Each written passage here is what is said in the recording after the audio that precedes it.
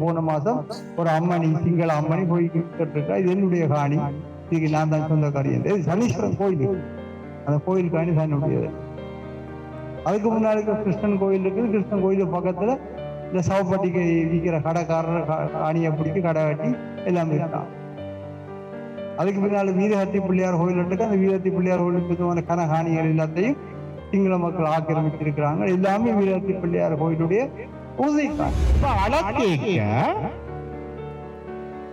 உறுதி கொண்டு போறாங்க. இந்த காணிகளை அளவிட்டு அதே சில நேரம் உங்களுக்கு தராமல் உரிமை கோரப்படாத அவ்வளவு காணிகளையும் விகாரைக்கு சட்டபூர்வமாக அரசுடைமையாக்கக்கூடிய ஒரு மிகப்பெரிய ஆபத்து இருக்கு. அந்த பிறகு உங்கள்கிட்ட காணி பெறப்படுமா என்பதற்கு தெளிவான வாக்குறுதிகள் இல்லை. ஆகவே இது சரியான சட்ட ஆலோசனைகள் பெற்றுத்தான் செய்ய வேண்டும். அளக்கிறது சட்டப்படி அவர்கள் சுவீகரிக்கிறதுக்கு அளந்துட்டு கையெழுத்துக்களை வேண்டலாம், வேண்டி போட்டு சில விடாம விட்டால் அதுக்கு பிறகும் தொடர்ச்சியா இதே இன்னமையா தான் இருக்கு.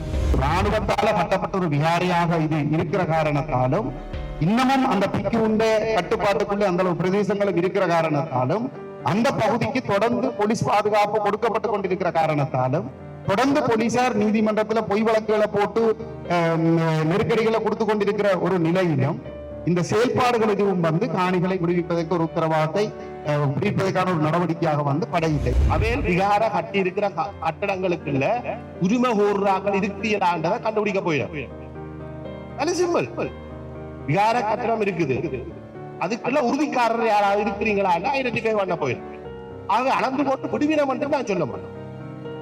அளந்தா உங்களுக்கு கட்டாயம் விடுவினம் என்றதுக்கும் எந்த உத்தரவாதமும் கிடையாது. ஸ்ரீ காளி மாதா ஜோதிடம். பிரபல ஜோதிடர் பண்டித் மகாராஜா. தொழில், காதல், திருமணம், குழந்தை பாக்கியம் மற்றும் மந்திர சூனிய பிரச்சனைகளுக்கு நிரந்தர தீர்வு. கடந்த 11ஆம் தேதி மாவட்ட செயலர்ல காணி உரிமையாளர்களுக்கு மாவட்ட செயலர், பிரதேச செயலர் மற்றும் அமைச்சர் சந்திரசேகர் அவர்களுக்கு ஒரு சந்திப்பு நடந்தது. அதுல வந்து சர்வே டிபார்ட்மெண்ட் ஆகலாம் வந்திருந்தவர் எங்கள்கிட்ட வச்சு கோரிக்கை வந்து எங்களோட காணிய அளந்து எங்களோட சர்வே பிளான் சப்மிட் பண்ற இடத்துலதான் எங்களோட காணிகள் என்று உறுதிப்படுத்தப்பட்டு அந்த காணிகள் விடுவிப்பதற்கான நடவடிக்கைகள் எடுக்க முடியும் என்று சொல்லி மாவட்ட செயலாளர் அவர்களால எங்களுக்கு கூறப்பட்டிருந்த விஷயம். இதுல எங்களுக்கு நாங்கள் உண்மையா நாங்கள் லோயர்ஸும் இல்லை, அரசியல்வாதிகளும் இல்லை, இந்த சூழ்ச்சிகளை அறியாத ஒரு அப்பாவி மக்கள் தான் நாங்கள் இந்த காணியை இழந்த நாங்கள் என்னன்னு சொன்னா எங்களுக்கு இதுல கணக்கு சந்தேகம். எங்க அம்மா அப்பாண்ட காணி, எங்களோட உறவினர் காணி எல்லாம் யுத்தத்தால உயர் பாதுகாப்பு வலயமாயிருந்து ஒரு 10 வருஷத்துக்குள்ள விடுவிக்கப்பட்ட காணிகள் இருக்குது. அந்த எந்த காணிக்குமே நாங்க இப்படி ஒரு சர்வே ஒன்று சொல்லி சர்வே பிளான் செய்து அளந்து விடுவிச்ச மாதிரி நான் அறியல, அப்படி விடுவிக்கப்படையில்லை. அப்ப அந்த இடத்துலதான் எங்களுக்கு அது ஒரு பாரிய சந்தேகம். இதற்கு முன்னரும் ஓரிரவு தடவைகள் வந்து எப்படி நில அளவை செய்யணும் என்று சொல்லி வந்த இடத்துல காணி உரிமையாளர்களாகிய எங்களது அனுமதியின்றி, எங்களது பிரவேசமின்றி அந்த காணிகளை தாங்கள் அளக்க வேண்டும் என்று வந்த இடத்துல நாங்கள் அப்படி அளக்க விடையலான்னு சொல்லி அந்த இடத்துல தடுத்ததன் பேர்ல அந்த அளவீடுகள் கைவிடப்பட்டு வெளி உலகத்துக்கு தெரிவிக்கப்பட்ட தகவல் வந்து அந்த காணிகள் விடுவிக்கப்பட இருந்த சமயத்துல அந்த காணி உரிமையாளர்கள் குழப்பியபடியால் அந்த காணிகளை விடுவிக்க முடியவில்லை என்று சொல்லி ஒரு தகவல் தான் வெளி உலகத்துல வந்து பரப்பப்பட்டு கொண்டிருந்த விஷயம். அந்த வகையில இந்த முறை நாங்கள் அந்த மாவட்ட செயலருக்கு எங்களோட சந்தேகங்களை தெளிவா முன் வச்சிருந்த நாங்கள் இது அளக்கிறது வந்து எங்களுக்கு பாரிய ஒரு சந்தேகம். ஏன்னா இதற்கு முன்னர் நடந்த கசப்பான சில சம்பவங்களின் அடிப்படையில நாங்க அளவீடு செய்யறதுக்கு எங்களுக்கு விருப்பம் இல்லை. அந்த இடத்துல அந்த பௌத்த மத பீடத்துக்கு உறுதிகளோ சர்வே பிளான் ஏதாவது ஒரு லீகல் ஆவணங்கள் இருக்குமா என்று செக் பண்ணி அவர்களிடத்துல அவ்வாறு எதுவுமே இல்லாத பட்சத்துல அவர்கள் அந்த இடத்துல இருந்து நீக்கி விட்டா நாங்கள் அதுக்கான உரிமைகளை எடுத்துக்கொள்ளலாம். ஏன்னா எந்த பக்க காணிக்காரர்களும் இடையில ஏதாவது ஒரு எல்லா பிரச்சனை வருகிற போது அது நாங்க ஆட்டோமேட்டிக்கா நாங்கள் கோர்ட்டுக்கு போய் ஏதோ ஒரு வகையில நாங்க தீர்த்து கொள்வோம். அதுல ஒரு அமைச்சர் சந்திரசேகர், நான் ஒரு நகைச்சுவையா தான் பார்க்கிறேன், அவர் சொல்லியிருந்த பதில் வந்து, இந்த காணியை நாங்க விட்டா நீங்க என்ன செய்வீங்க, அடுத்த கட்டம் பண்ணுவாங்க, அதை நாங்க செய்தது ஆரம்பி. நீங்கள் அப்படி அவ்வளவு எங்களுக்கு உதவி செய்ய வேண்டிய அவசியம் இல்லை. அப்படி நீங்க உதவி செய்ய விரும்பினா காணியை விடுங்கோ, அதுக்கு மேலேயும் உதவி செய்ய ஆசைண்டா நாங்க சேவையப்படி கலக்க நீங்க காசத்தான். நான் அதுக்கு பதில் இல்லை. கட்டாயம் தாங்கள் இன்னைக்கு நாங்க பிரதேச செயலர்கள் இன்னைக்கு மிக சம்பந்தமா கதைக்க போயிருந்த விஷயத்துல அவங்களுக்கு சொல்லியிருந்த விஷயம், உறுதிகளை இவ்வளவு பொய் என்று சொல்லி கொண்டிருந்தவர்கள் இப்ப உறுதியை உண்மையென்று ஏற்றுக்கொண்டிருக்கிறார்கள். அந்த உறுதியில இருக்கிற காணி இந்த விகார பரப்புக்குள்ள இருக்கிற காணிதான் என்று சொல்லி சேவைய பிளான் கொடுத்தாதான் ரெண்டும் ஒன்று சொல்லி விடுவிப்பினமாம் என்று சொல்லி கேட்கினவன். இந்த உறுதி உண்மையண்டே இப்பதான் நம்ப இருக்கிறோமா? ஆனா நாங்க அந்த உறுதிகள் எல்லாம் எப்பவோ கொடுத்த உறுதிகள், அது உண்மையண்டு நம்பினதே இப்பதான். கடைசி மீட்டிங் கொழும்புல நடந்தது February 17. ஆனா எங்களுக்கு அந்த சர்வே பிளான் வேணும்னு சொல்லி எங்களை கூப்பிட்டு சொன்னது April 11. கிட்டத்தட்ட 2 மாதங்கள் கடந்த நிலையில்தான் அந்த செய்தி கூட இங்க வந்தடைந்திருக்கிறது. நாங்க இந்த கூட்டத்தை இன்னைக்கு கூட்டினதுக்கு பிரதான நோக்கம் என்னன்னு சொன்னா, எங்களுக்கு வழி தெரியல, என்ன செய்யணும்னு தெரியல. அளக்க விடுறதா விடக்கூடாதா, அளக்க விட்டா என்ன நடக்கும், அளக்க விடாட்டி என்ன நடக்கும், அந்த இடத்துல நாங்க எல்லைகளை காட்டி எங்களோட ஒப்பங்களை இடுகிற பொழுது அதை அவர்கள் தவறான தேவைகளுக்கு பயன்படுத்த முடியுமா, அக்யூசிஷனுக்கு போக முடியுமா, அவ்வாறான பல சந்தேகங்கள் எங்களுக்கு இருக்கின்றன. மற்றது அவர்கள் கூறிய இன்னொரு விடயம், இப்ப இதுவரை நாங்கள் 17 பேர், அவர்களால் இல்லை எங்களால் 17 பேர் மட்டுமே இனங்காணப்பட்டிருக்கின்றோம். அந்த 17 பேரும் உறுதியுடன் அந்த இடத்தில் வருகின்ற பொழுது அவர்களது காணிகள் மட்டும் அவர்களது ஒப்புதலோடு அளக்கப்படும். உறுதிகள் அற்ற காணிகள் அளக்கப்பட மாட்டாது, கையளிக்கப்பட மாட்டாது என்ற ஒரு விஷயத்த சொல்லியிருந்தது. அப்ப இந்த இடம் வந்து நாங்க 30 வருஷம் 35 வருஷத்துக்கு மேல அந்த இடத்துல இல்ல. சொல்ல போனா எங்கட தலைமுறை அந்த இடத்துல வாழையில. அப்ப அந்த சில தலைமுறைகளுக்கு அந்த இடத்துல காணி இருந்த விஷயமும் தெரிஞ்சிருக்காம இருக்கலாம். அந்த உறுதிகள் கூட சில வேளை அவர்களோட கையில இல்லாம இருக்கலாம். இப்படி அளவோடு செய்துதான் விடுவிப்போம் என்று சொல்ற பட்சத்துல சில வேளை அந்த காணிகள் வந்து அதுகளுக்கு என்ன மாதிரியான தீர்ப்பு வரப்போறதுன்றது ஒரு சூட்சுமமா தான் இருக்குது. ஒட்டுமொத்தமா நாங்க விடுவிப்போமே ஆனால் எங்களுக்கு ஒரு பெரிய வெற்றி. பகுதியா தனித்தனியா அளவீடு செய்து விடுவிக்க போயிங்க நான் நினைக்கிறேன் அந்த இடத்துல ஒரு பெரிய பிரச்சனை ஒன்று வர இருக்குன்னு நினைக்கிறேன். அதனாலதான் நம்ம எல்லாரையுமே நாங்க பகிரங்கமாக அழைப்பு விடுத்து கூப்பிட்டுருக்கிறோம்.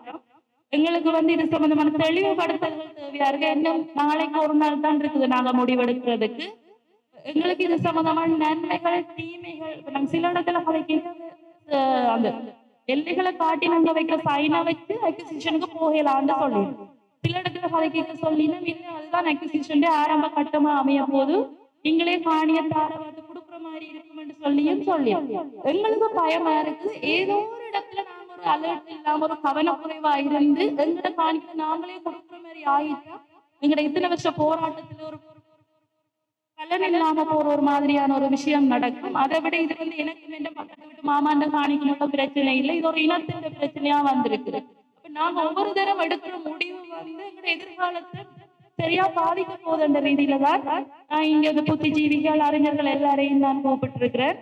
அப்ப உங்களோட கருத்துக்களை இங்க தெரிவிச்சா நாங்க அந்த முடிவெடுக்கிறதுக்கு ஒரு வசதியா இருக்கும் என்ற நிலையில தான் இந்த கூட்டம் கூட்டப்பட்டிருக்குது. நீங்க ஒவ்வொரு தரம் சொல்லுற ஒவ்வொரு இதுவும் உங்களுக்கு பெருமதியா இருக்கும் என்று சொல்லி நான் நினைக்கிறேன். இந்த விடயங்கள் சம்பந்தமாக நாங்கள் அரசாங்க உத்தியோகத்தினுடைய எல்லைகளை நாங்கள் விளங்கிக் கொள்வோம். அரசாங்க உத்தியோகத்தர்கள் மேலிருந்து கீழே வருகின்ற உத்தரவுகளை மட்டும்தான் செய்வார்கள். அவர்கள் தேர்ந்தெடுக்கப்பட்ட பிரதிநிதிகளோ அல்லது மக்கள் அரசியல் பிரதிநிதிகளோ அல்ல. வேறு கவர்மெண்ட் ஏஜென்ட் அல்லது டிவிஷனல் செக்ரட்டரி இல்லை டிஸ்ட்ரிக்ட் செக்ரட்டரி தான் பேர். அரசாங்கத்தில் உத்தரவு செய்கிறார்கள். அவையில் அதை மீறி எதுவுமே செய்ய முடியாது. அது விளங்க. இரண்டாவது, அவர்கள் தருகின்ற எந்த உத்தரவாதத்தையும் கூட எழுத்து தந்தாலும் கூட நீங்கள் எதுவுமே எங்கேயும் கொண்டு போய் பிரயோகிக்க முடியாது. அர்த்தம் அவர்கள் சொந்த இயலளவுக்குள்ள தருவாங்க. ஆகும்னா அந்த அரசாங்க உத்தியோகத்தில் அதை மாற்றி கொண்டு போடுவாங்க. இலங்கையின் நியதி இதுதான். முதலாவது விடயம். இரண்டாவது விடயம் இந்த அதிவியர் பாதுகாப்பு வலயம் என்கின்ற விடயம் உலகால கனகாலமாக சொல்லிக் கொண்டு வந்தார்கள். வர்த்தமான பத்திரிகையில பிரகடனம் செய்தது, பிரகடனப்பட்டது, கசப்பாடுபட்ட ஏரியா. ஆனால் நேற்று முன்னாள் தான் நான் குறிப்பாக தேட வலிக்கிட்ட பிறகுதான் தெரியும் வர்த்தமான பத்திரிகையில முறை சார்ந்து இது போடப்படவில்லை என்று கண்டறிய முடியும். கசட் பண்ணப்பட இல்லை, இது உயர் வர்த்தகமா என்பது கசட் பண்ணப்பட இல்லை தகவல். அப்ப என்ன நடந்திருக்குன்னா அவசர கால சட்டம் கீழே, அவசர கால சட்டத்திற்கு கீழே ராணுவம் தன்னுடைய அதிகாரத்தை பயன்படுத்தி தன்னுடைய ஃப்ரண்ட் டிஃபென்ஸ் லைனை விஸ்தரித்து கொண்டு போய் அந்த அடிப்படையில் அது இருந்திருக்கு. என்னுடைய நான் பெற்றுக்கொண்ட அறிவுகள் தகவல்.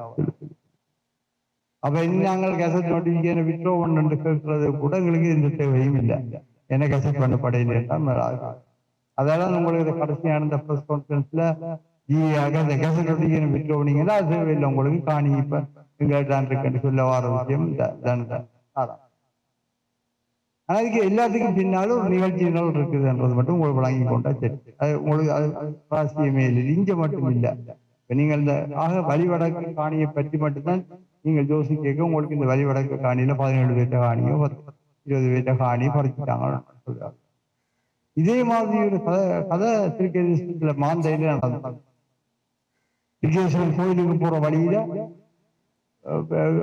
கத்தோலிக்க கோயிலுக்கு அங்கால எதிர்பக்கத்துல ஒரு தனியார் காணியில ஸ்ரீ ராஜமகாவிகாரி என்ற விகாரி கட்டப்பட்ட ஒரு தனிப்பட்ட ஒரு ஆளுடைய உறுதி காணி 100 வீதம் உறுதி காணி. அந்த கோர்ட்டுல வழக்கு கூட வச்சு, ஆனா கடைசியா அந்த வழக்கையும் விட்டு காணியையும் விட்டு போய் வெளிநாட்டுல இங்கே போய் விளங்கு வேணும் இந்த சொல்லி போட்டு இப்ப கேட்ட சொல்லும் ஐயோ பிச்சை வேண்டாம் நாயதான் நிலைமை. திருவண்ணாமலையை போனீங்கன்னா திருவண்ணாமலையிலிருந்து சனீஸ்வரன் கோயிலுக்கே இப்ப உரிமை கொண்டாடி கிட்ட போன மாசம் ஒரு அம்மணி சிங்கள அம்மணி போய் இருக்கா. இது என்னுடைய காணி, இதுக்கு நான் தான் சொந்தக்காரி என்று சனீஸ்வரன் கோயில், அந்த கோயில் காணி தன்னுடையது. அதுக்கு முன்னாடி கிருஷ்ணன் கோயில் இருக்குது. கிருஷ்ணன் கோயிலுக்கு பக்கத்துல இந்த சவப்பட்டிக்கு விற்கிற கடைக்காரர் காணியை பிடிச்சி கடை கட்டி எல்லாமே இருக்கான். அதுக்கு பின்னால வீரஹத்தி பிள்ளையார் கோயில் இருக்கு. அந்த வீரஹத்தி பிள்ளையார் கோயிலுக்கு கன காணிகள் எல்லாத்தையும் சிங்கள மக்கள் ஆக்கிரமிச்சிருக்கிறாங்க. எல்லாமே வீரத்தி பிள்ளையார் கோயிலுடைய உறுதி காணி. இந்த காணி பிடித்தல்ன்றது தனிய வழிவடக்கு பிரச்சனை அல்ல. உங்களுடைய 17 பேர் பிரச்சனையும் இல்லை. காணிகளை பிடிச்சது எல்லா இடமும் பிரச்சனை இருக்கு. சில இடங்கள்ல போராட்டாமல் விட்டுட்டு ஓட வேண்டி வந்துருக்குது. பாதுகாப்பு திருவண்ணாமலையில போராடுற முடியாமலே இருக்கணும். இங்க நாங்கள் ஒரு கூட்டு சமூகமாக இருக்கிறோம். அங்க அதையும் செய்ய முடியாத அளவுக்கு நிலைமை இருக்கு. யார்கிட்ட போய் சொல்றது? இதான் நிலைமை. அப்படின்னா இந்த விடயங்கள் எப்படி கையாள போறோம்? ஒன்று காணி சொந்தக்காரராக அவர்களுடைய மனநிலை தாற்பயம், அவர்களுக்கு காணியோடு கிடைக்க வேண்டும் மீள என்றது ஒன்று. அதே வழியில் தொடர்ந்து வருகின்ற சிங்கள அரசு, இலங்கையினுடைய அரசுகள் இந்த விஷயத்துல தொடர்ச்சியாக 40ஆம் ஆண்டுகளிலிருந்து தொடர்ச்சியாக ஒரே அணுகுமுறையை தான் பின்பற்றுகின்றோம். அதுதான் நாங்கள் தேசிய அரசியல் ரீதியாக கையாள வேண்டியவர். ரெண்டுக்கு முடியாத கவனமாக நாங்கள் விளையாட கொள்ள வேண்டும்.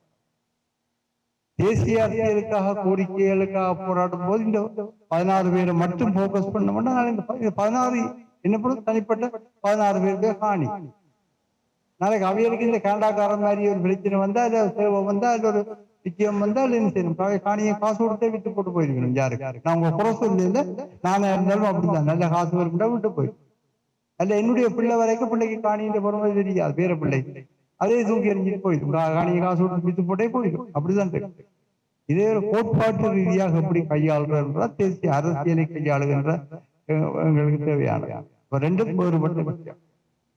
அரசாங்கம் என்ன செய்யுதுன்னா இதுல எரியிற வீட்டுல பிடுங்கிறது எப்படி என்றுதான் பார்த்துக்கொண்டு எங்களுக்குள்ள உள்ள வேறுபாடுகள் முரண்பாடுகள் எங்களுக்கு இந்த விஷயத்தை எப்படி போடுறது தெரியாம இருக்கிற விஷயங்கள் இதுல கவனமா இருக்கும். அதுல இகாரை என்று ஒன்று இருக்கவில்லை, இகார அதிபதி காணி இருக்கவில்லை, அது தனியார் காணி என்று சொன்னால் நான் அண்மையில பார்த்தேன். தங்கையில் யாரோ கொடுத்த இன்டர்வியூல அவர் வந்து சேவையவர்கள் தன் எல்லையை காட்டுவாரா? இந்த கேள்வியே இல்லை.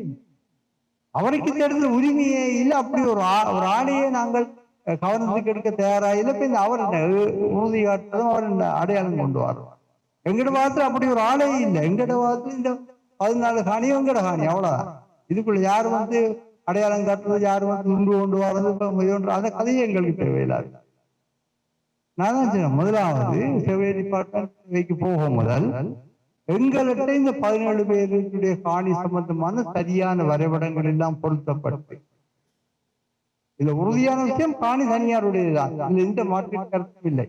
அந்த காணிகள் எல்லாம் அந்த மெப்பின் படி கீழப்பட்டு இந்த இவ்வளவு இடமும் இந்த ஆளுக்கு சொந்தமானது, இதுக்கு இந்த காணி உறுதி இதுக்கு பொருத்தமானது என்று சொல்லி எங்களுக்கு ஒரு வரைபடம் இருக்கா இல்லையா என்பதுதான் என்னுடைய கேள்வி. எங்களுக்கு ஒரு வரைபடம் இருக்கும் என்றால் நாங்கள் பயம் இல்லாம போய் மேசை தூக்கி எறிஞ்சிட்டு இருக்கிறோம். அந்த மாதிரி தான் காணியில செவடிப்பன் இந்த உண்மைதான். அவங்க அளக்கணும், நாங்கள் ஏதோ ஒரு ஸ்கெட்ச் கொடுக்குறோமா என்ற ஒரு கேள்வி இருக்கு. அதுதான் கொடுப்போம். வெறுமனை வாயில கலத்து கொண்டும் தெரிகிறாரு. இது ஆடி கறக்கிற மாட்டு ஆடி கறக்கணும், பாடி கறக்கிற மாட்டு பாதிகள் அவை அளக்க போறீங்களா?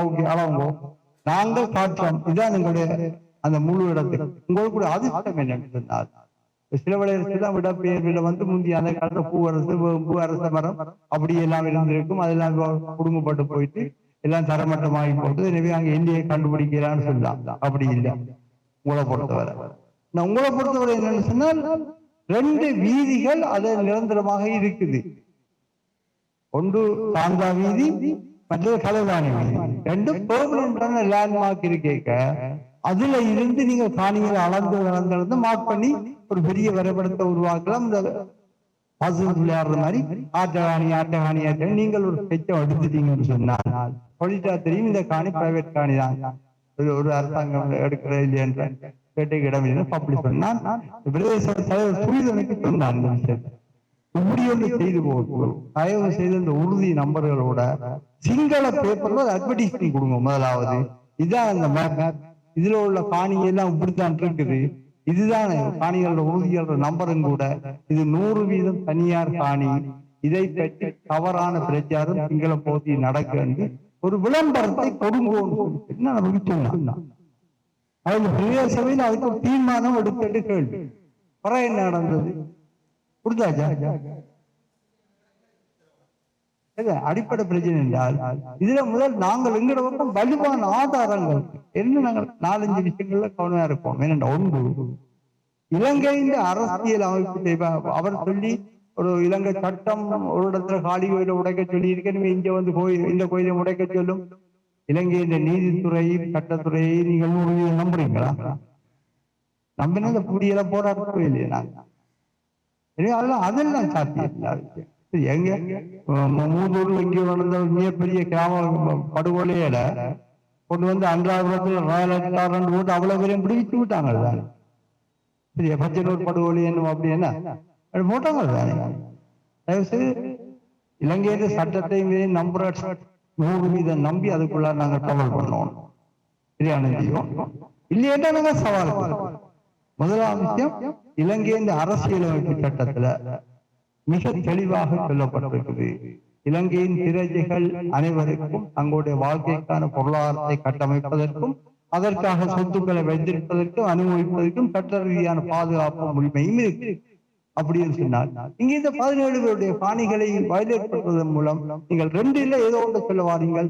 நீங்கள் இலங்கையின் பிரச்சனை இல்லை என்று சொல்ல வாரீங்கள். இல்லை என்று சொன்னால் உங்களுக்கு இலங்கையின் அரசியலமைப்பு உத்தரவாதம் தராதுன்னு சொல்ல வாரீங்கள். இதை நாங்கள் அரசியல் ரீதியாக வெளியிடுவோம். என்ன சொல்லுங்க? ஸ்ரீலங்கா ஜனநாயக சொல்ல குடியரசு. 2வது காணிச்சட்டம்.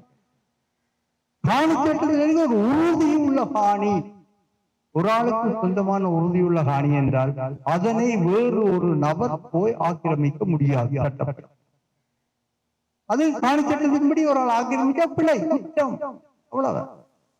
2வது இலங்கையின் சட்டம் இங்க சட்டத்தின் அடி இருக்கா இல்லையா? 2வது கேள்வி.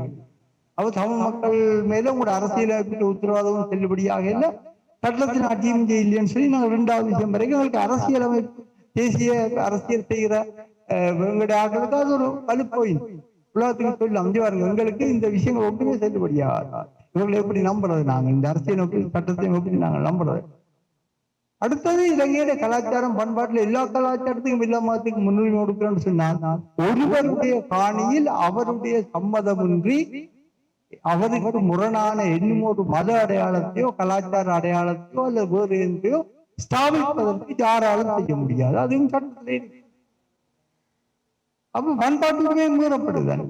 வாதங்கள் இன்னொரு பக்கத்தால் கட்டமைக்கப்படுகிறான். இவர்களை வெளியில கொண்டு வரலாம். ஏன் திருப்பி திருப்பி கடத்தொழில் அமைச்சர்கள் எல்லாரும் என்ன சொல்ல வழி கட்டினோம்? மாற்றுக்காணி தரலாம், மாற்றுக்காணி தரலாம். முதல் காணி விற்றோ இப்படி ஆக்கிரமிக்கிறீங்கன்னு சொல்லுங்களேன். அல்லது நீங்கள் தான் ஆக்கிரமிக்கல, அது காணி தவறுதலாக சொல்லி சேருங்களேன். தவறுதலாக தனியார் காணியில அறியாம கட்டி போட்டாங்கன்ற ஒரு சொல்லுங்க. அதை சொல்ல தயாராக இல்லை. அவங்களுடைய தவறை பகிரங்கமாக ஏற்றுக்கொள்றது போல் தவறு செய்தவனை முன்னுக்கு கொண்டு வந்து விடுறதுக்கு அவர் தயாராக இல்லை. இப்ப என்ன ஒரு விஷயம் வருது என்றால், இந்த ஒரு சின்ன காணி விஷயத்துல நீங்கள் உண்மையை கண்டறிந்து சொல்ல தயாரில்லை என்றால் நீங்கள் எப்படி இந்த நாட்டுல நடந்த அவ்வளவு படுகொலைகளுக்கும் யுத்த குற்றங்களுக்கு நீங்கள் உள்ளக பொறுமுறை மேல மூலம் அரசியல்ல இன்னொரு பக்கம் இருக்குது. அது இந்த நியாயங்கள் எல்லாம் வேறு பரிமாணத்துல கொண்டு போகும். உங்களோட பக்கத்துல என்றால் நீங்கள் காணிக்காரங்கள், நீங்கள் லொஜிக்க சரியா வச்சுக்கணும். எந்த காணி எனக்கு வேணும், அதுக்கு காணி மெப்ப கையில் எடுக்கணும். காணி மெப்ப நாங்கள் காணி அப்படி இருக்கலாம். உலகத்துல எங்க இருந்து எல்லாம் வந்து எங்கேயோ கொண்டு போட்டு போறாங்க தானே, இவ்வளவு துல்லியமா எப்படி செய்யலாம்? கூகுள் மேப் இருக்கு, கூகுள் மேப்பை வச்சுக்கொண்டு அங்குல மங்கலமாக நீங்க அளக்கலாம். அங்குல மங்கலமாக அதிலேயே நீங்கள் கூட அதுல பிரிண்ட் அவுட் எடுத்து போட்டு வடிவாக நீங்கள் அடுக்கலாம். அடுக்கிறீங்க நல்ல ஒரு சேவையரை வச்சுக்கொண்டு ஒவ்வொரு உறுதியை ஏன்னா எங்களோட உறுதிகளை தான் துல்லியமா எழுதப்பட்ட உறுதிகள். வடக்கெல்லையாரு, கிழக்கெல்லையாரு, தெற்கெல்லையாரு, அங்க மேற்கெல்லையாருன்னா துல்லியமா எழுதப்பட்ட.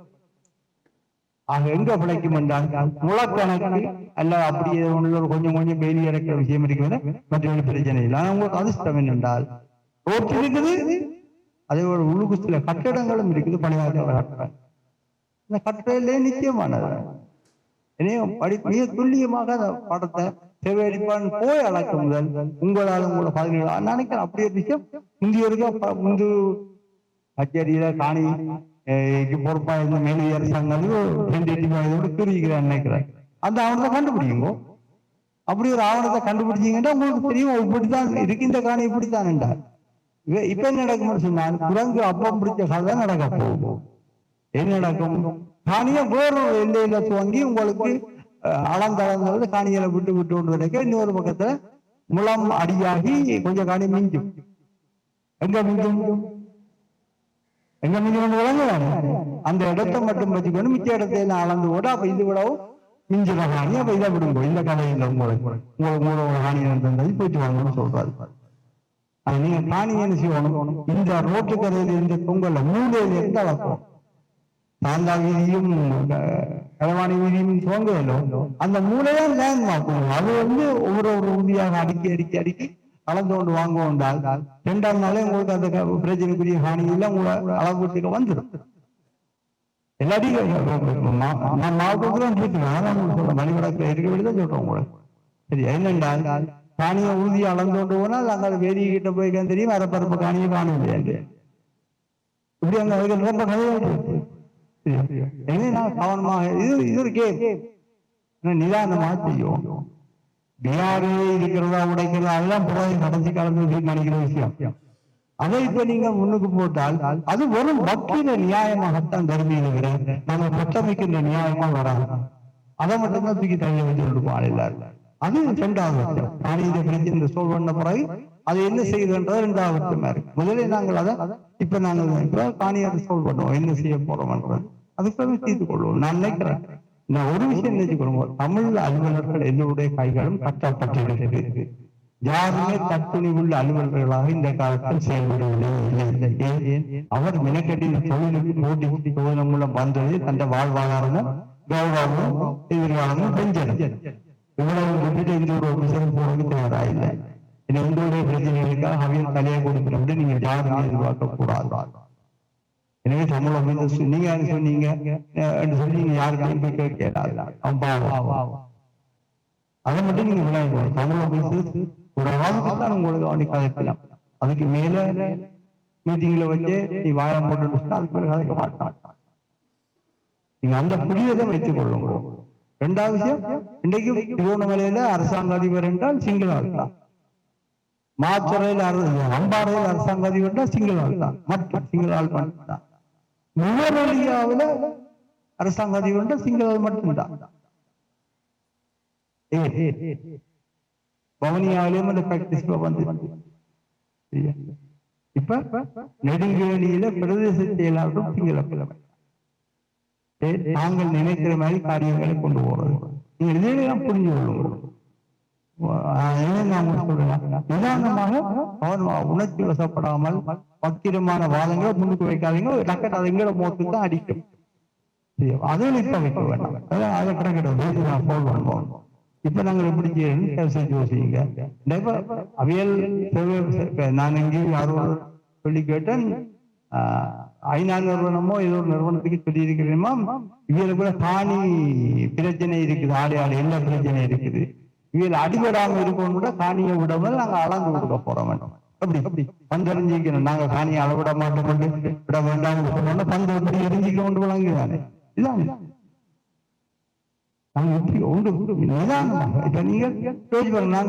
அரசாங்க அதிகாரிட்ட உத்தரவாதம் கேட்கிறோம். நீங்கள் இந்த காணியை சுவீகரிக்க மாட்டோம், தண்ணி இதுக்குத்தான் அளவுறோம்னு சொல்லி எங்களுக்கு உத்தரவாதம் தருவாங்க. அவர் தரட்டு அது கூட என்ன நடக்கும்? சுவீகரிக்க போறோம்னால் அரசாங்க அதிகாரி வந்து சொல்லுவாரா? இல்ல எங்களுக்கு அரசாங்க அதிகாரி நாங்க ஒப்புதல் கடிதம் கொடுத்தோம் அப்படி செய்யக்கூடாது கொழும்புல கண்டுபிடிப்பாரா? ஒன்று நடக்கும். இதெல்லாம் பேப்பர்ல போய் முடியாது. இதெல்லாம் போய் ஒரு தட்டையும் நாங்கள் அப்படியெல்லாம் பொய்மையை எதிர்பார்க்கிறோம். அவங்க லிமிட் அவங்க வரையறையாதுதான். பேசுவோம் நாங்க மனந்திரம் பேசுவோம். மனதில் பாரம் வைக்காம நிதானமா பேசுவோம், அறிவு சார்ந்து பேசுவோம். பேசி இந்த பிரச்சனை எப்படி அங்கால உண்டு. 2 பரிமாணம், தேசிய பரிமாணம். தேசிய பரிமாணத்துல வழி வடக்கு காணி மட்டும் இல்லை, திருகேஸ்வரம் காணி, திருவண்ணாமலை காணி, வவுனியா காணி, கனகாணி எல்லாம் இருக்கு. அது தேசிய பரிமாணத்துல அப்படின்னா இந்த போராட்டத்துக்குள்ளால நாங்க தேசிய பரிமாணத்துக்கான ஒரு நிபந்தனையை இந்த அரசாங்கத்திட்ட கொண்டு வந்து போடுவோம் சொன்னால் ராணுவம் குடிமக்களுடைய நிலத்தை கையாளுவதற்கு முழுமையாக விடுவிப்பது, தனியாருடைய காணிகள் அனைத்தையும் எந்தவித அத்துமுறல் முந்தி அவருடன் கையளிப்பது, ஒருவருக்கு சொந்தமான காணியில் அல்ல ஒரு சமூகத்துக்கு சொந்தமான காணியில் அந்த சமூகத்துக்கு அங்கீகாரம் இல்லாமல் ஏற்றுக்கொள்ளப்படாத வேறு எந்த மத கலாச்சார பண்பாட்டு அடையாளங்களை நிர்மாணிப்பது, இப்படி கணக்க விஷயங்களை நாங்கள் போட்டுக் கொண்டு வருவோம் என்றால் அது வரைக்கும் அது எல்லா இடங்களும் பொருத்தக்கூடியதாக தனியாக இதுக்கு அரசியல் ரீதியா நாங்கள் இந்த கோரிக்கை முன்வைக்கிறது. இதுல எடுக்கின்ற அடகும் முடிவும் எல்லா இடத்துக்கும் ஏற்றுக்கொள்ளக்கூடிய ஒரு முடிவா வரும். 2 பரிமாணத்தையும் கவனமா பார்க்கணும். இது சட்டம் சார்ந்த ஒரு பிரச்சனை இல்லை, அரசியல் சார்ந்த ஒரு பிரச்சனை. இதுல சிலர் வலியுறுத்தினீங்கள், எழுத்து மூலம் நாங்கள் ஒரு ஆவணத்தை பெற வேணும், இது விடுவிக்கிறதுக்காண்டித்தான் அளக்கப்படுது. இப்ப நீங்கள் எழுத்து மூலம் ஒரு ஆவணத்தை பெறுறீங்கள் என்று வைப்போம். அதை வச்சு நீங்கள் கடைசி கட்டமாக என்ன அதியுச்சமாக சாதிக்கலாம்?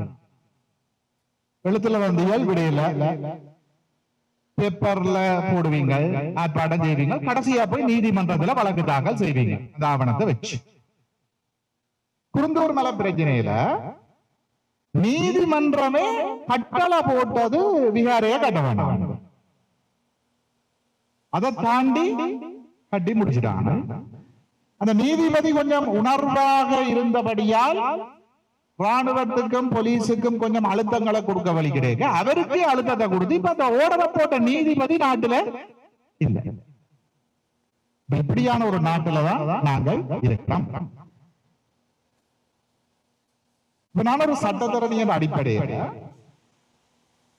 இதுல இருக்கிற பாதகங்களை சொல்றேன், முடிவெடுக்கிறது நீங்கள். இப்ப காணியா அளக்கினம் என்று வைப்போம். நான் கடைசியாக ஒரு சந்திப்புக்கு வெளிநாடு ஒன்றுக்கு போயிருக்க, அங்கே ஒரு ஆள் என்னிடம் வந்தார். அவர் வந்து எனக்கு சொன்னது, வந்து அப்பப்பாக்கு கையெட்டியில காணி இருக்கு, ஆனா உறுதியெல்லாம் துளைஞ்சிருது, எப்படி எடுக்கிறார்? இப்படி பலர் இருக்கிறார். காணி இருக்க ஆவணங்கள் இல்லை. இப்ப அளக்கேக்க உறுதி கொண்டு போறாங்க காணிகளை அளவிட்டு அதே சில நேரம் உங்களுக்கு தராமல் உரிமை கோரப்படாத அவ்வளவு காணிகளையும் விகாரைக்கு சட்டபூர்வமாக அரசுடைமையாக்கக்கூடிய ஒரு மிகப்பெரிய ஆபத்து இருக்கு. உதாரணத்துக்கு ஒரு கதைக்கு அதுல ஒரு 30 பரப்பு காணி இருக்குன்னு வைப்பான். உதாரணம், நீங்கள் போய் உறுதியில காட்டுறீங்க ஒரு 15 பரப்பு, மிச்ச 15 பரப்பையும் உங்களுக்கு தராமல் தரணும் கட்டாயம் இல்லை தானே, மிச்ச 15 பரப்பையும் உரிமை கோரப்படாத காணி என்று சுவீகரிக்கிறதுக்கு மிகப்பெரிய ஒரு அபாயம் இருக்கு. அந்த மண்ணில நடந்த ஒரு விஷயம், ஜனாதிபதி பெரிய ஒரு படம் போட்டவர், எத்தனையோ ரோட்டுகளை வர்றாங்க. அந்த ரோட்ல எல்லாம் ஜனம் போய் வருதா? இல்ல, ராணுவம் தடுத்து வச்சிருக்கு. இங்க அமைச்சர் தான் சொல்ற, காணிக்குள்ள இருக்கிறது அமைச்சர் இல்ல, விகாராதிபதி. விகாராதிபதி இதுல ஒரு தரப்பாகவே இல்லை. அவர் என்ன சொல்றார் செய்யறார் என்று கையெட்டியில போராட்டம் நடத்துற ஆட்களுக்கு தெரியும். மற்றது இதுல இருக்கிற ஒரு மிகப்பெரிய அபாயம் என்னென்றால், உங்களை உங்களுக்குள் அடிபட வைப்பதற்கான சூழ்ச்சிகள் பெருமளவில் நடக்கும். இதுதான் எல்லா இடத்துலயும் நடந்தது.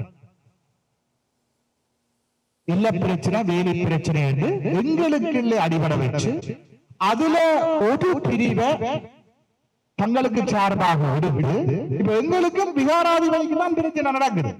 அது நாளைக்கு குமாருக்கும் மஹிந்தனுக்கும் இடையிலான பிரச்சனையாக மாறுவதற்கான வாய்ப்பு இருக்கு. என்னை பொறுத்தவரை நான் இந்த பிரச்சனையை ஒரு சட்டத்தரணியாக பார்க்கறதுக்கு தயார் இல்லை. ஏனென்றால் இந்த குருந்தூர் மலைக்கு பிரச்சனைக்கு முதலோட பிரச்சனை, முல்லைத்தீவு செம்மல நீராவியடி பிள்ளையார் கோயில் ஒரு இறந்த பௌத்த பிக்கூட உடலை எரிக்க வழி கிடைக்க நான் தான் போய் வழக்கு போட்டு கோர்ட் சொன்னது அதுக்குள்ள எரிக்கையிலாண்டு பௌத்த பிக்கூட உடலை. பின்னேரம் நானும் ஒரு 200 பொதுமக்களும் நீங்க ஞானசார வீரரும் என்ன பார்க்கவும் வந்த நீங்கள் ஒரு 2000 பேரும் எங்களை அடிச்சு விழுத்தி போட்டு பிக்கூண்ட உடலை எரிச்சு போட்டு போட்டாங்க. நாங்கள் போலீஸ்ல போய் மிக தெளிவாக முறைப்பாடு கொடுக்கிறோம். ஞானசாரரும் பிக்குவலம் என்னை அடிச்சது அரெஸ்ட் பண்ணா இன்று வரைக்கும் அவங்களை அரெஸ்ட் பண்ணாம போட்டு கொண்டுறோம். இலங்கையில் இருக்கிற சட்ட திட்டங்கள் அன்னைக்கும் வழக்கண்டா நீதி கிடைக்கும், உங்களுக்கும் எனக்கும் வழக்கண்டாலும் நீதி கிடைக்கும். ஏன்னா 2 பேரும் தமிழர். ஆனா ஒரு தமிழனுக்கும் அரசு, ஒரு தமிழனுக்கும் விகாராதிபதிக்கும் இடையிலான வழக்குகளில் எவ்வளவு தூரம் தீர்வு கிடைக்குது என்றது உங்களுக்கு தெரியும். நான் பேர் சொல்ல விரும்பியல, அவர் ஒரு ஜனாதிபதி சட்டத்தரணி. நாங்கள் திருவோணமலையில ஒரு கோயில் பிரச்சனையில போயெல்லாம் போராடி கொண்டிருக்கீங்க. எங்களுக்கு சவால் விட்டார், தான் நீதிமன்றத்தில் போய் வெண்டு காட்டுற, நீங்கள் சும்மா மக்களுக்கு படம் போடுறீர்கள், அரசியல் செய்கிறீர்கள் போய் வழங்க போட்டார் கோட்ஸ்ல.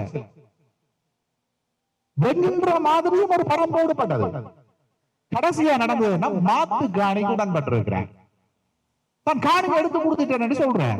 ஆனா உண்மையில அவர் எடுத்து கொடுத்தது என்ன, சொந்த காணிய விகாரைக்கு விட்டு கொடுத்துட்டு இன்னொரு காணியை எடுத்து கொடுத்திருக்கிறார். இதுக்கு அந்த அம்மா போராடினவர் இல்ல. ஆகவே நான் மீளவும் சொல்றேன், இலங்கையிலே இப்பொழுது அண்ணா சொன்ன மாதிரி இது உங்களோட காணி மட்டும் இல்ல, இது ஒட்டுமொத்த தமிழர்களினுடைய பிரச்சனை. ஆகவே இதை நீங்கள் வெறுமனே சட்டம் சார்ந்த பிரச்சனையாக பார்க்காமல் அரசியல் சார்ந்த பிரச்சனையாகவும் பார்த்து முடிவெடுப்பீர்கள் என்று நம்புகிறேன். உங்களுக்கு தெரியும், காணிகள் இப்படி ஆக்கிரமிக்க வரைக்கும் பல இடத்துல போய் போராடி அதை தடுக்கிறோம். அந்த காணிகளை அரசால நாங்கள் ஒரு 10 இடத்துல காணி ஆக்கிரமிக்க வரையும் வேண்டாம், நாங்கள் 10 இடத்துல போய் போராடுறோம். ஆனால் ஒரு 7 அல்லது 8 இடத்துல எங்கட போராட்டத்தால காணிய விட்டுட்டு போறாமல் 1 அல்லது 2 இடத்துல எங்கட போராட்டத்தை தாண்டியும் காணி சுவீகரிக்கப்பட்டது. எப்படி என்ன அளவீடு செய்துட்டான் செய்யறான். கொரோனா நேரத்துல இல்ல இரவு நேரத்துல அளவீடு நடந்தது. அப்ப இப்ப எங்களுக்கு இருக்கிற ஒரு அச்சம் என்னென்றால், நீங்கள் அளவீட்டுக்காக காணியை விடுவிப்பார் என்ற நம்பிக்கையில கொடுக்கிற சம்மதத்தை வச்சு அதை சுவீகரிக்க மாட்டார்கள் என்பதுக்கு என்ன உத்தரவாகும்? அப்படி உத்தரவாதம் இருக்கா? அதான் நீங்க பிரச்சனை. நீங்க காணி அளக்கிறதுக்கு சம்மதம் கொடுக்குறீங்க, சுவீகரிக்கிறதுக்கும் அளப்பணவு தேவை, விடுவிக்கிறதுக்கும் அளப்பணவு தேவை. அப்ப இப்ப எந்த கேள்வி என்னென்றால் ரெண்டுக்கும் அளப்பணவு தேவை. விடுவிக்கிறது தான் நோக்கமா இருந்தால், அந்த நோக்கம் தூய்மையானதாக இருந்தால் ஒட்டுமொத்தமாக விடுவிக்கட்டும், நாங்கள் எங்களுக்கு அளந்து தீர்த்துக் கொள்றோம். நல்ல விஷயம் தான். விடுவிப்பதுதான் நோக்கம் என்றால் ஒட்டுமொத்தமா விடுவிக்கட்டும், நாங்கள் அளந்து தீர்க்கிறோம்.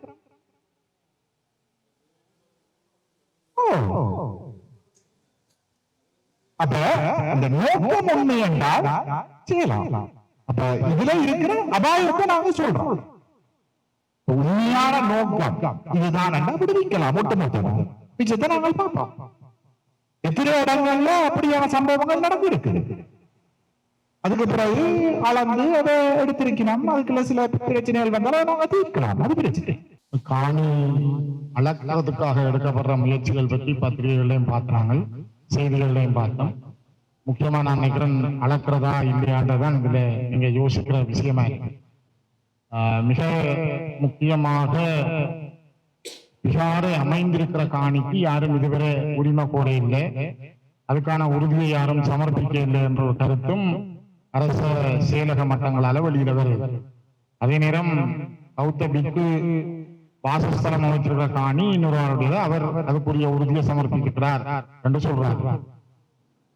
அளந்தால் 6000 ஏக்கர் கிட்ட விடுவித்ததாக ஹை செக்யூரிட்டி சோன்ல இருந்து விடுவிக்கப்பட்டதாகவும், ஆனா அது வர்த்தமானி அறிவித்தல் வரை இல்லை. தாங்கள் அளக்க வேணும், அளந்துதான் கொடுக்க வேணும் என்று சொல்றது கடந்த காலங்களில் இப்படி அளந்து கொடுத்ததாக இல்லை, விடுவிக்கப்பட்ட இடங்கள் இல்லை. ஏன் இதை மட்டும் அளக்க வேணும் என்று ஆராய்கிற பொழுது இல்லை, அது பிரச்சனைக்குரிய இடமா இருக்கிறதால அதிகாரிகள் மட்டத்திலே நாங்க சொல்ல இயலாதானே விகாரியை உடையுங்க அல்லது எங்களால் அப்படி கட்டளை பிறப்பிக்க இயலாது, அதால நாங்கள் தந்திரோபாயமாக எப்படி காணியை எப்படி நிற்கலாம் என்று பார்க்கிறோம் என்ற கருத்துக்களை அவர்கள் வைக்கிறாங்க. நான் நினைக்கிறேன் இது ஒரு சரியான சட்ட ரீதியான ஆலோசனையை பெற்றுத்தான் அளக்கிறதுக்கு விடுறதா இல்லையான்ற முடிவுக்கு வர வேண்டும். மிக முக்கியமா அளந்து சில வேளை திரும்ப நாங்க அந்த இடத்துக்கு போக முடியவில்லை என்றால் அது இன்னும் ஆபத்தானதாக மாறும். அல்லது காணி உரிமையாளர்கள் தானே போராட்டம் நடத்துகிறார்கள். இப்ப 17க்கு மேற்பட்ட காணி உரிமையாளர்கள் இருக்கிறார். அவர்களை தங்கட காணிக்க போய் இருக்க விட்டால் முதலாவது, அதுக்கு பிறகு அளக்கிறத செய்யலாமே, நாங்க போய் அந்த காணிக்க கொட்டுல போட்டோ அதுல சின்ன வீட்டை கட்டி எங்கட இடத்துக்கு நாங்க இருக்கிறோம், அதுக்கு அனுமதிக்கிறோம். எல்லாருக்கும் எங்கட காணி தெரியும், இல்ல தெரியும், நாங்கள் போய் இருக்கிறோம். அதை அனுமதிச்ச பிறகு எங்கட காணியை நீங்கள் அளந்து தரணும், அதுக்கு பிறகு அளவு கொண்டா எழுப்பிடலாம். இது அளந்த பிறகு நாங்க பைபோஷா போய் கூறலாமா? அது உத்தரவாதம் இல்லை. அளந்த பிறகு உங்கள்கிட்ட காணி தரப்படுமா என்பதற்கு தெளிவான வாக்குறுதிகள் இல்லை. ஆகவே இது சரியான சட்ட ஆலோசனைகள் பெற்றுத்தான் செய்ய வேண்டும்.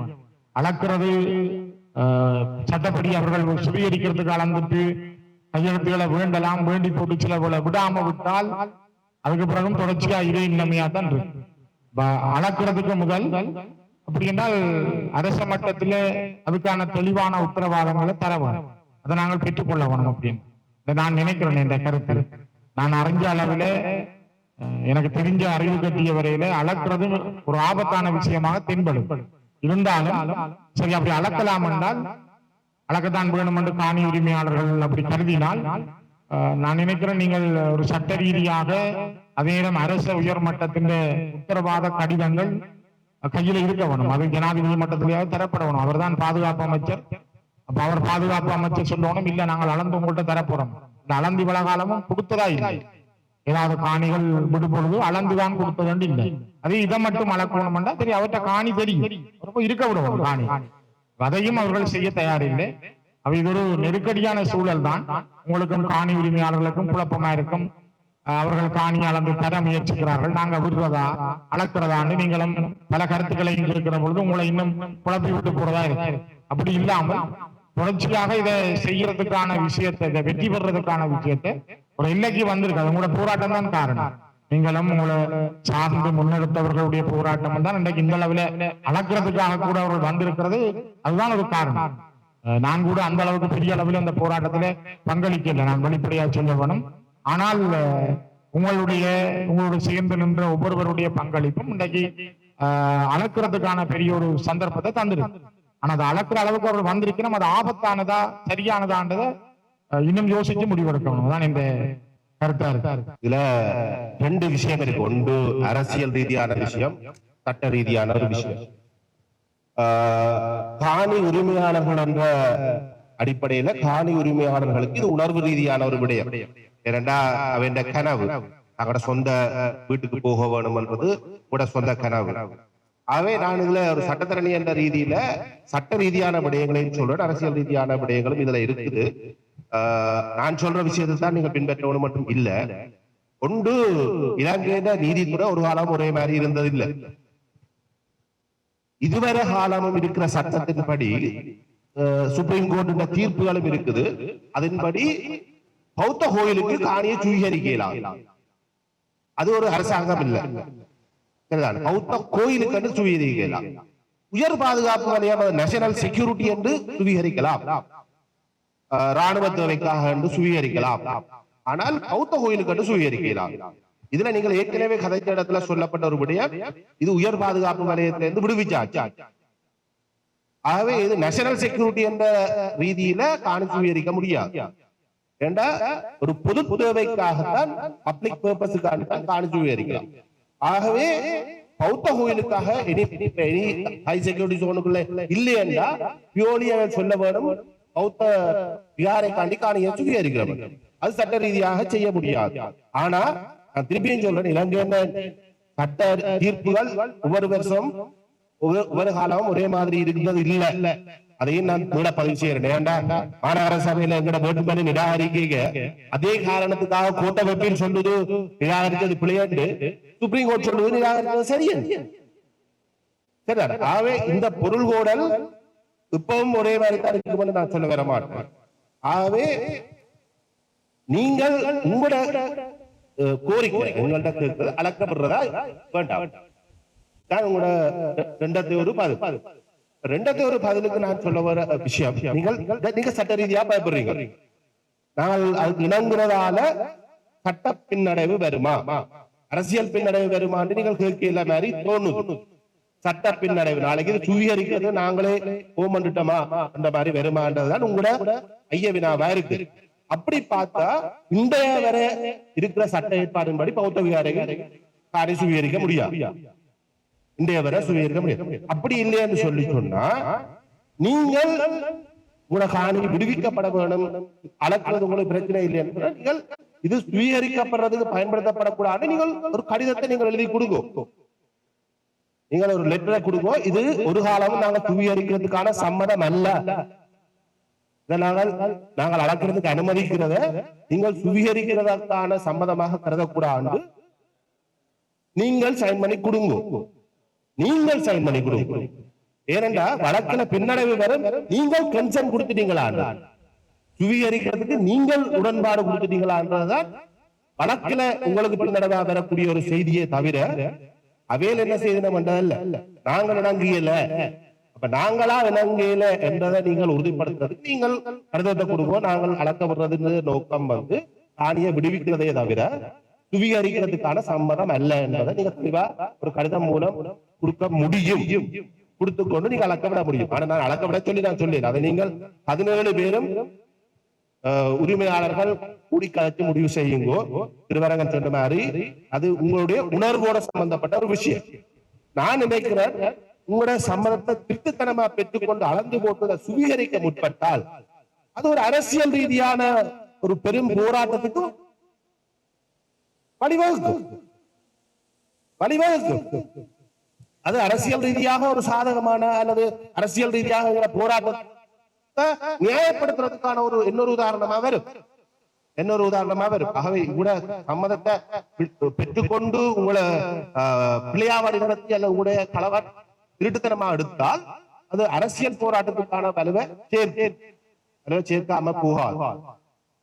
அதே நேரம் நீங்கள் ஒரு கடிதத்தை கொடுத்தா உங்களோட சட்ட ரீதியாகவும் உங்களுக்கு பின்னடைவை தரப்போறது இல்லை. ஆனா எந்த கருத்து என்னன்னா, நீங்கள் 17 பேர் முடிவு செய்யுங்கோ. இதுவரை காலமும் காணி விடுவிக்க நில அளப்பளவு செய்யப்படவில்லை. காணியை விடுவிக்கிறதுக்கு நில அளப்பளவு செய்ய வேண்டிய தேவையும் இல்லை. அவர்கள் விட்டுட்டு போகலாம். ஆனா இதுல அவர்கள் நிலத்தை அளக்க வேண்டும் என்று செய்யற நோக்கம் நல்ல சிம்பிள். அவையில் விகார கட்டி இருக்கிற கட்டடங்களுக்குள்ள உரிமை கோர்றாக்கள் இருக்கிறீங்களான்றதை கண்டுபிடிக்க போயிடும். நல்ல சிம்பிள். விகார கட்டடம் இருக்குது, அதுக்குள்ள உறுதிக்காரர் யாராவது இருக்கிறீங்களா ஐடென்டிஃபை பண்ண போயிடும். ஆக அளந்து போட்டு விடுவினம் என்று நான் சொல்ல மாட்டேன். அளந்தா உங்களுக்கு கட்டாயம் விடுவினம் பண்றதுக்கும் எந்த உத்தரவாதமும் கிடையாது. ஆனா அவையில் மேக் ஷூர் பண்ண வழிக்கிறோம். பில்டிங்ஸ்க்குள்ள ஓனர்ஸ் இருக்கிறீங்களா, இந்த உரிமை கோர்ற ஓனர்ஸ் இருக்கிறீங்களா என்று தான் அவையில் ஐடென்டிஃபை பண்றதுக்கு இந்த அளப்பளவின் ஊடாக விரும்பினோம். அவை எந்த கருத்து சட்ட ரீதியான பின்னடைவு அளப்பளவுக்கு நீங்கள் இணங்குறதால நீங்கள் ஒரு கடிதத்தை கொடுத்துட்டோ அல்லது ஒரு உத்தரவாதத்தை நீங்கள் லேண்ட் மினிஸ்ட்ரியில காணி மினிஸ்டர்ல எடுக்க காணியை சுவீகரிக்கிறது காணி மினிஸ்டர். சரிதான். அப்ப அவையிலேயோ எடுக்கிறது உங்களுக்கு வலுவா இருக்கு. அது அளக்க விட முதல் நீங்களாக ஒரு கடிதத்தை கொடுங்கோ. நாங்கள் இதை அளக்க விடுறது ஒரு அளவுகிற சம்மதம் அல்ல. நாங்கள் சுவீகரிக்கிறதுக்கு நாங்க போறது இல்ல. எங்களை விடுவிக்கிறதுக்காக மட்டும்தான் அளக்க சம்மதிக்கிறோம் என்று நீங்க இணங்கினால், காணி அளக்க இணங்கினால் அப்படி ஒரு கடிதத்தை கொடுங்கோ. இணங்குறதா இல்லையான்றதை நீங்க 17 பேரும் முடிவு செய்யுங்கோ. ஆனா நீங்கள் அளக்க இணங்கி அளந்த பிறகு சுவீகரிச்சா அது எங்களுக்கு அரசியல் ரீதியாக மிகப்பெரிய வெற்றியா தான் இருக்கு. அதை நாங்கள் அடுத்த சர்வதேச மட்டத்துல கொண்டு போய் போராடுறதுக்கு அது ஒரு மிகப்பெரிய வெற்றியா இருக்கு. எங்களை இந்த அரசாங்கம், இந்த NPP அரசாங்கம் மக்களுக்கு செய்வர் என்று சொல்லி வந்த அரசாங்கமும் இப்படி ஊழல்லாம் செய்யுது, மோசடிதான் செய்யுது என்று சர்வதேச அரங்களை சொல்றதுக்கு அது ஒரு வாய்ப்பா தான் இருக்கு. ஆகவே இன்றைக்கு பிராக்டிகலா ஜோசியா 17 பேர் மட்டுமல்ல பிகார இருக்க அத்தனை காணியும் பிடிக்கப்பட்டு இருக்குது. அதாவது தமிழ் மக்கள் யாருமே உள்ள போக முடியாத நிலைமைதான் இருக்குது. நாளைக்கு அளந்தா பிறகு அதை விடமாட்டான் என்று சொன்னா நீங்க திருப்பியும் உள்ள போக முடியாத நிலைமைதான் இருக்க போகுது. நீங்கள் ஒரு காலம் அதுக்குள்ள போக முடியாது. ஆனா அளந்தா சில நேரம் விடுபட்டா உங்களுக்கு அது வாய்ப்பா அமையும். 17 பேருக்கு காணி கிடைக்கும் அல்லது ஒரு 10 பேருக்காவது காணி கிடைக்கும். உயர் பாதுகாப்பு வலயம் 6000 ஏக்கர் இருந்தது. 6000 ஏக்கருக்கு உயர் பாதுகாப்பு வலயம் இருக்கேன் நாங்க போராடினாங்க. அதை விடுவோம் சொல்லி பழக்கம் போடுறாங்க. அதுக்கு எது கட்டம் கட்டமா கொஞ்சம் கொஞ்சமா தான் விடுபட்டு. அப்ப நான் ஒரேடியா 17 பேருக்கு ஒண்டா விடு என்று கேட்க போறோமா இல்லையான்றது உங்களை பொறுத்தது. ஏன்னா உயர் 6000 ஏக்கரும் ஒரே நாள்ல விட 6000 ஏக்கரும் ஒரே நாள்ல விட்டாத்தான் நாங்கள் காணிக்க போவோம் என்று ஒருத்தரும் சொல்லி விட விட நாங்க போய்கொண்டுதான் இருக்கோம். ஆகவே என்னுடைய கருத்து 17 பேர் நீங்க முடிவு செய்யுங்க. நீங்கள் அளக்க விட போறதா இல்லையா, அல்லது படிப்படியா ஒரு 10 பேருக்கு கிடைத்தால் அது ஓகேயா, மிச்ச 5 பேருக்கு கிடைக்கும் வர மெட்டாக்கள் தொடர்ந்து போராடுவீரமா என்றதை நீங்கள் யோசிங்க. ஆனா என்ன பொறுத்த மட்டும் இங்க இருக்கக்கூடிய பொது அமைப்புகள், அரசியல் கட்சிகள் தொடர்ச்சியாக விடுவிக்கப்படாத வீடுகளுக்காகவும் விகார அகற்றப்படும் வரை தொடர்ந்து போராட்டம் நடக்கும். அதுல ஒரு மாற்றம் இருக்க போறதில்லை. நீங்கள் பயப்படுற ஒரு விஷயத்துக்கான என்னுடைய ஆன்சர், நீங்கள் அளந்தால் அது நாங்களாக சம்மதம் கொடுத்த மாதிரி இருக்குமா என்று நீங்கள் பயந்தால் ஒரு கடிதத்தை எழுதி கொடுங்கோ. இது ஒரு காலம் நாங்களுக்கு சம்மதம் அல்ல, காணி சுவீகரிக்கிறதுக்கான சம்மதம் இல்லை என்று நீங்கள் எழுதி கொடுத்துட்டு அளக்கப்படுறாண்டா விடலாம். அது உங்களோட கையெட்டியில இந்த காணி உரிமை சம்பந்தமான இந்த போராட்டம் பண்றது இந்த மக்கள் தங்களுடைய காணிகளை விடுவிக்க வேணும் என்ற அடிப்படையில கிட்டத்தட்ட 3 வருடங்களாக தொடர்ந்து போராடி கொண்டிருக்கிறார். அந்த மக்களுடைய இந்த காணிகள் ஆரம்பத்தில் இராணுவத்தின் ஆக்கிரமிப்புக்குள்ள இருந்தது. அந்த நேரத்தில் ஒரு பகுதிக்குள்ள அந்த விகார ஒரு மிகவும் இரகசியமான முறையில மரப்புகள் போடப்பட்டு கட்டப்பட்டிருக்கிறது.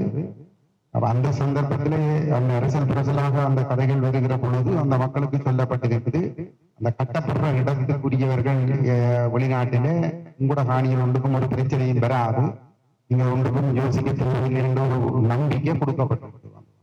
அப்ப குடிக்கப்பட்ட இடத்துல அந்த மக்கள் காணி விடுபடும் என்று ஒரு எதிர்பார்ப்போட இருக்கிற நேரத்தில் நாங்கள் 2020ஆம் ஆண்டு டிசம்பர் மாதம் டெல்லிப்படை ஒருங்கிணைப்பு குழு கூட்டத்தில் அந்த காணி விடுவிக்க அந்த அடிக்கல் நாட்டப்பட்ட தகவல் அறிஞ்சு அதுக்கு அந்த கட்டுமானம் நிறுத்தப்பட வேண்டும் என்று சொல்லி ஒரு தீர்மானத்தை எடுத்திருந்தாலும் கூட இரகசியமாக இந்த வேலைகள் நடந்திருக்குது. அந்த சந்தர்ப்பத்தில் மக்களுக்கு இப்படியான தவறான வழிகாட்டுதல்கள் கொடுக்கப்பட்டிருக்கு. ஆனால் அது கணிசமாக கட்டப்பட்டு அது சிறப்புலா செய்யப்படுற நேரத்துல அறிவித்தல் ஒன்று வர்ற பொழுதுதான் இந்த மக்களுக்கு தெரியும் அவர்கள் கட்டைக்குள்ள ஒரு 4 பிறப்புகளையோ என்னவோ தான் கட்டி இருக்கிறார்கள்.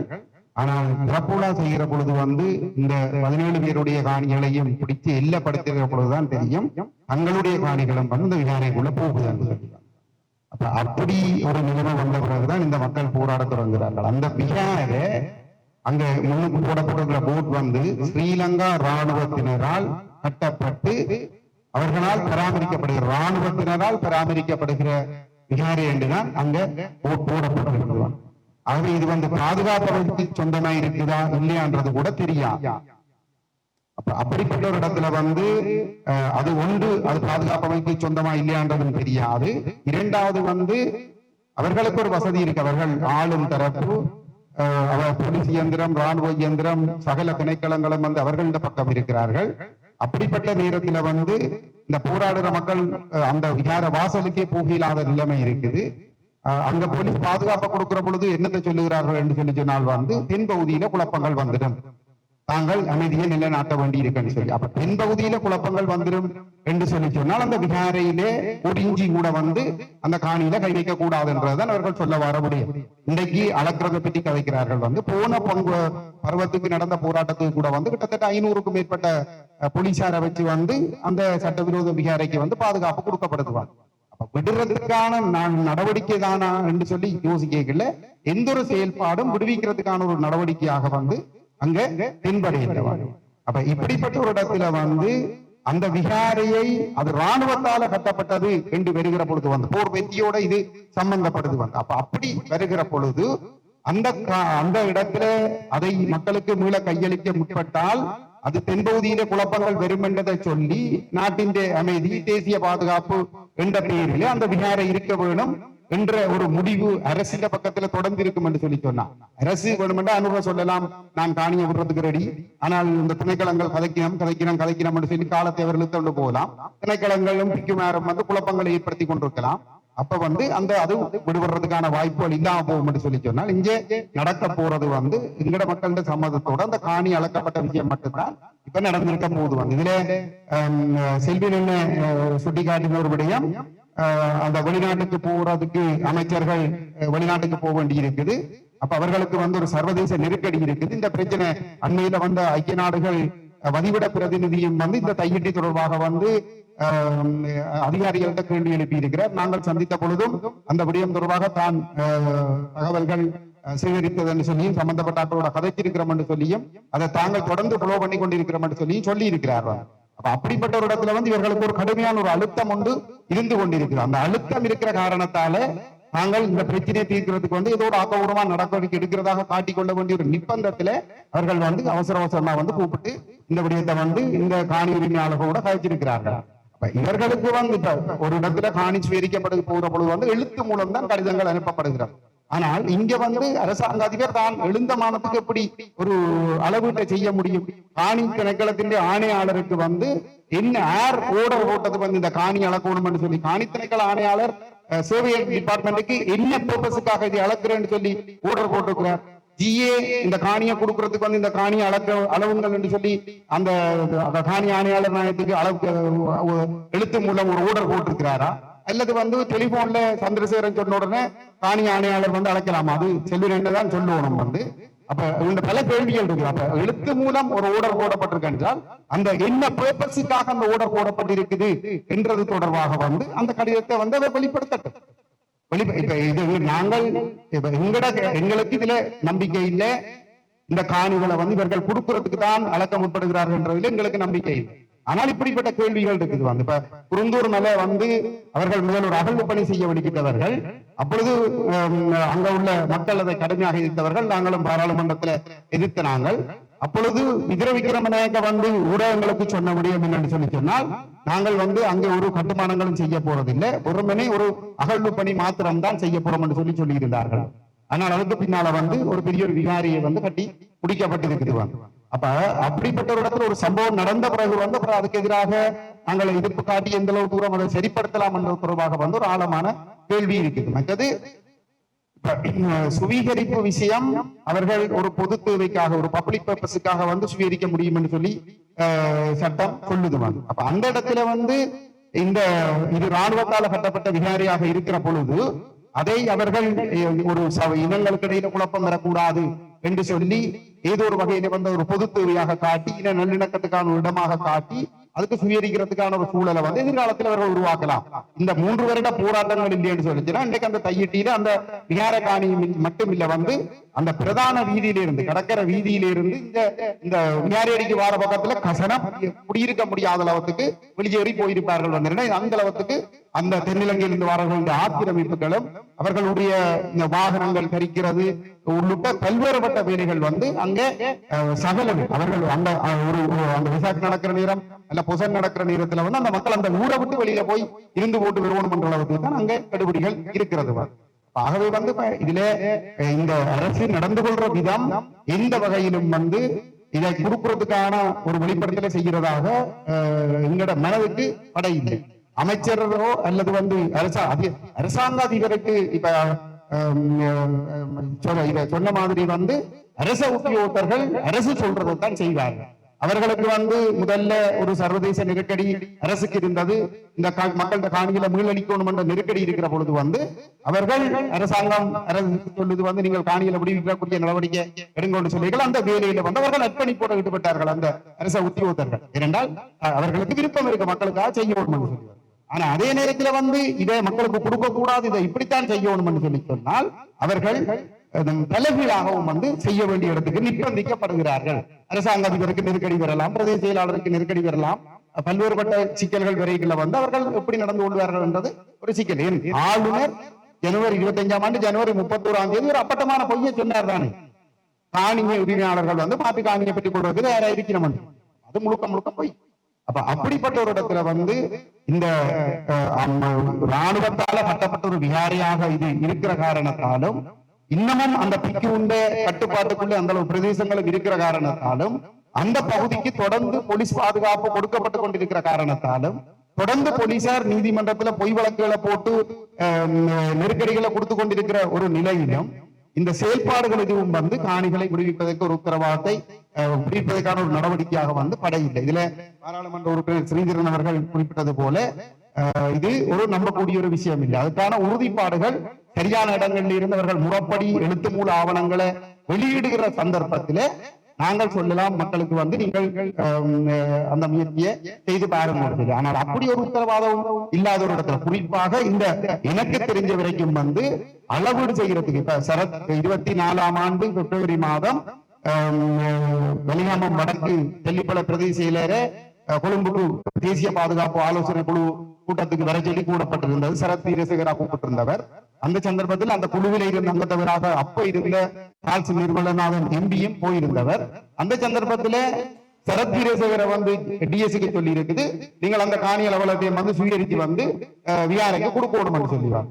அப்ப அவ சொல்லிக்கிறா வந்து தனக்கு அப்படி சட்டப்படி வந்து அப்படி செய்து கொடுக்கிறார் அப்படின்னா காணி ஆணையாளர் தனக்கு ஊடல் போடணும். அப்ப அவர் சொல்லிக்க இல்ல அவர் ஒன்றும் சொல்ல தேவையில்லை, நாங்கள் தேசிய பாதுகாப்பு ஆலோசனை கூட பாராளுமன்றத்துல கூப்பிட்டு சொல்றோம் வந்து நீங்களே செய்ய விடணும். அப்ப அவ அந்த இடத்திலே வந்து தன்னுடைய சட்ட ரீதியான விஷயங்களை சுட்டுக்காட்டின பொழுது வந்து அதுக்கு மேல அவரால ஒண்ணும் செய்ய முடியல. அப்ப இதுல என்ன தெரியுதுன்னு சொன்னால் ஒரு அளவு அப்ப காணியாளர் நாயகம் சொல்லி இருக்கிறார் வந்து அது முறைப்படிதான் சுயரிப்பு நடவடிக்கைகளை செய்யலாமே தவிர சும்மா வந்து எழுதி கொடுக்கிறாரு சொல்லி அவரும் அந்த இடத்துல சொல்லி இருக்கிறார். இதே சார்ல்ஸ் நிர்மலநாதன் எம்பி வந்து பிறகு வெளியில சொல்லி இருந்தவர்.